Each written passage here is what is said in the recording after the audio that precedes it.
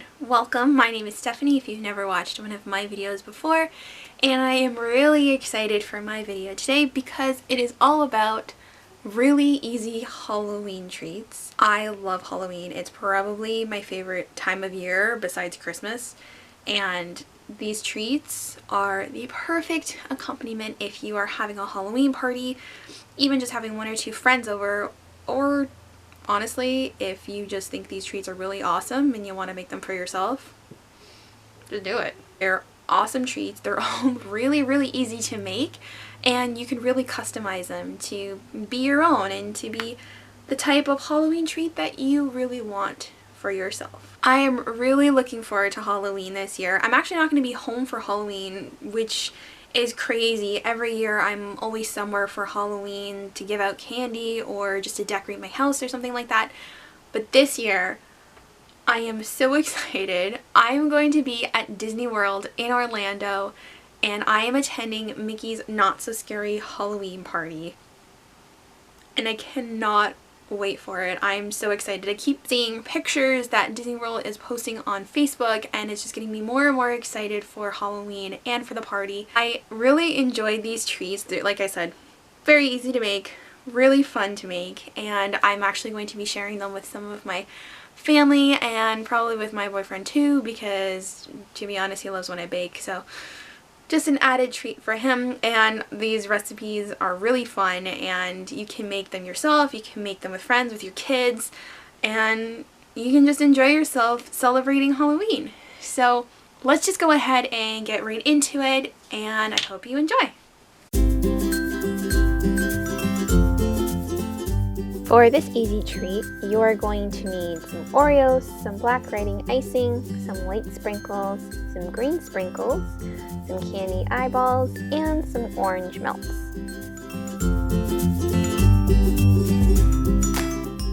After I laid out my Oreos on a cooking sheet, I took my orange melts and melted them down in the microwave and made sure they were a nice consistency for dipping. Once I had that, I just went ahead and I dipped my Oreos. I did find that I had to keep dipping it a few different times in order to get a really good layer on it. So just do as many as you need to. I took my candy eyeballs and placed them where I wanted to, and then I took some of my green sprinkles to create the stem effect. And then I just went ahead and repeated the dipping step, the eyeball, and the stem step for all of my Oreos.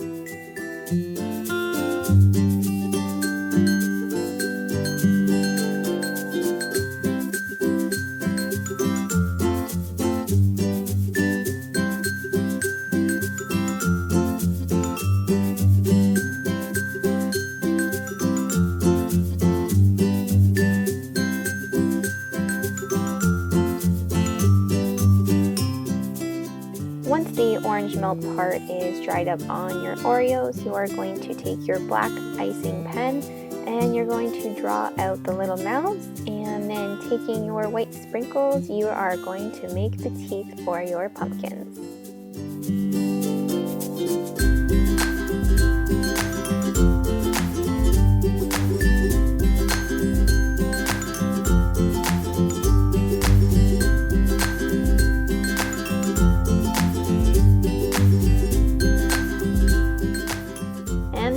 You have your own pumpkin Oreos. So next, all you have to do is find an awesome Halloween themed plate like the one I have here, and you're good to go.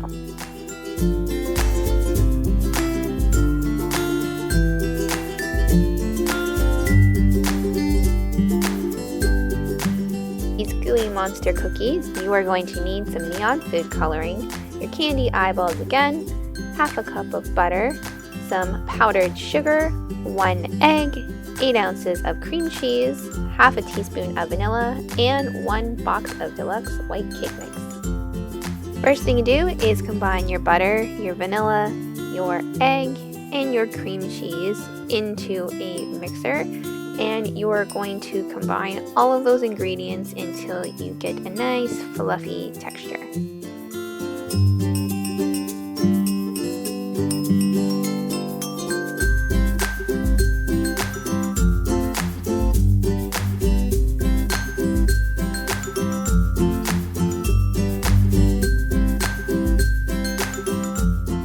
Once you have that nice fluffy texture, you are going to take your white cake mix and you are going to add it directly to your mixer.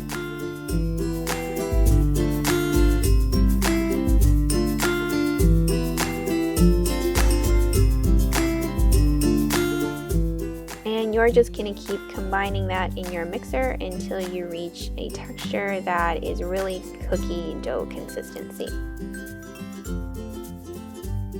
Once you reach that consistency, take your spatula and really get as much cookie dough as you possibly can off of the paddle so that you can make as many cookies as you want. Lay out the amount of bowls you want to have for the different color cookies you want, and then taking your cookie dough, you are going to, as much as possible, evenly divide the cookie batter. First, I tried to do this with a spatula. Discovered it didn't really work as easily, so I just opted for a really big spoon.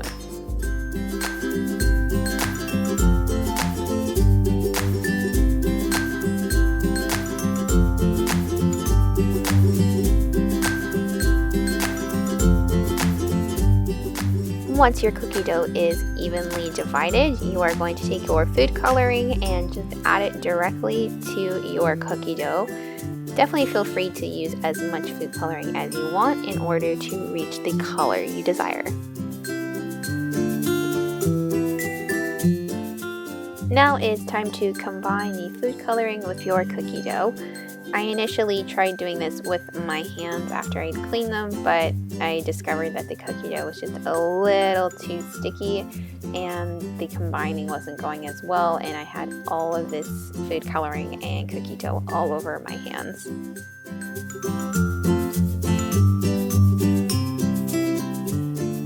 So to finish combining the pink and then essentially the other two bowls, I just took a spoon and combined the food coloring and the cookie dough that way, and it turned out to be a lot easier and it combined the colors really well.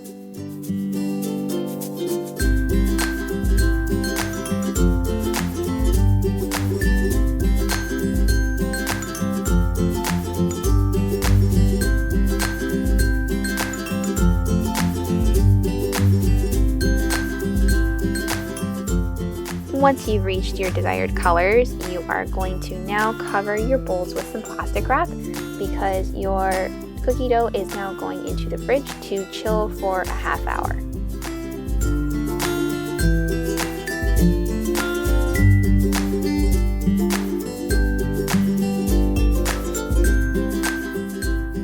When it's almost ready to take your cookie dough out of the fridge, you can preheat your oven to 350 degrees. And once your cookie dough is out of the fridge, just go ahead and remove the plastic wrap and get them ready to make some cookies.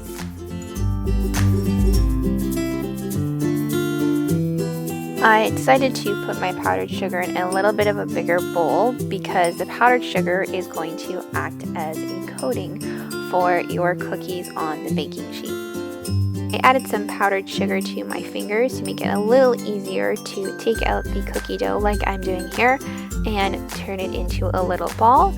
And then I also added it back into the powdered sugar so I can put a nice coating on it and flatten it out to add to the cookie sheet.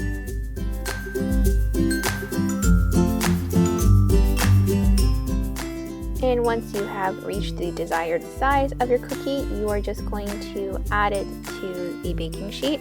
Now, once again, I decided that using my hands was a little too difficult when it came to the cookies, so I just opted for a nice scooper like this that actually releases the dough, which makes it a lot easier to add it to the powdered sugar and gives me a little bit of ease when it comes to rolling it in the powdered sugar.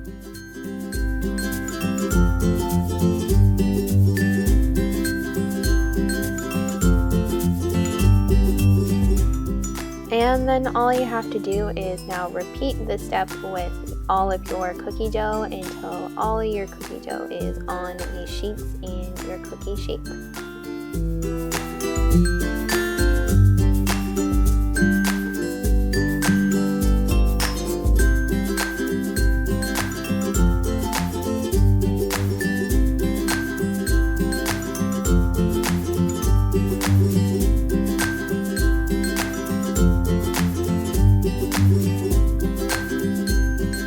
Once your cookies are all laid out, you are just going to put them in the oven for 10 minutes.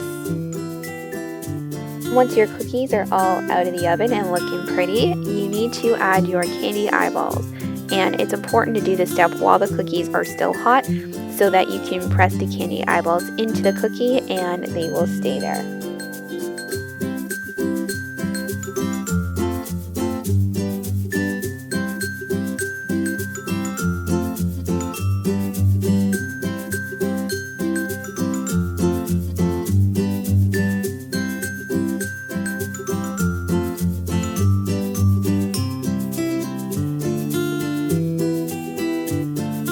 And there you have your gooey monster cookies that are seriously so delicious and so addicting. I think at a time I've had like 5 or 6. Not even kidding.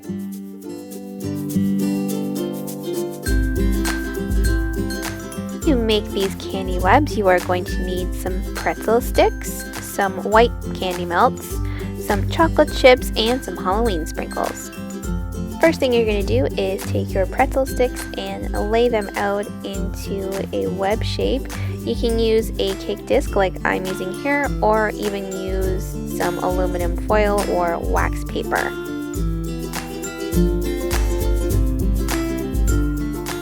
And again, you're going to take your candy melts, put them in the microwave, and melt them down so they are this nice consistency. Then you're going to take your candy melts and you're going to put them into a plastic bag. I decided to put the plastic bag into a cup like this just so it gives my 2 hands free to properly put the candy melts inside.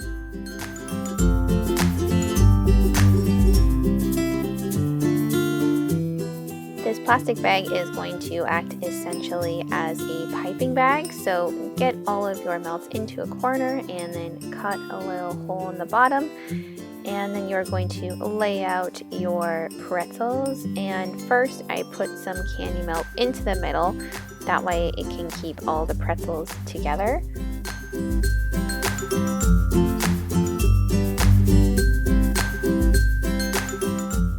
I was admittedly struggling with this, so I took a spare pretzel and spread out the middle bunch a bit just so I made sure that all of the pretzels that were in my web were connected to each other.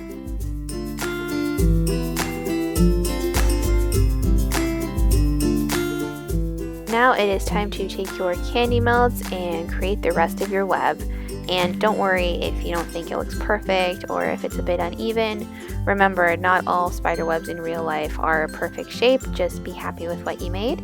And then you are going to select your sprinkle of choice. I decided to go with the orange and black dot sprinkles, and you are going to have at your spider web.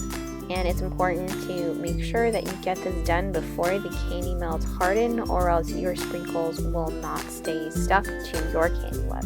And there you have a great spider web that is perfect for sharing or just eating by yourself. I really hope you guys enjoyed this video. If you did, please give it a thumbs up. And also let me know, what did you do for Halloween this year? Did you go out somewhere special? What did you dress up as? Or did you just chill at home and hand out candy?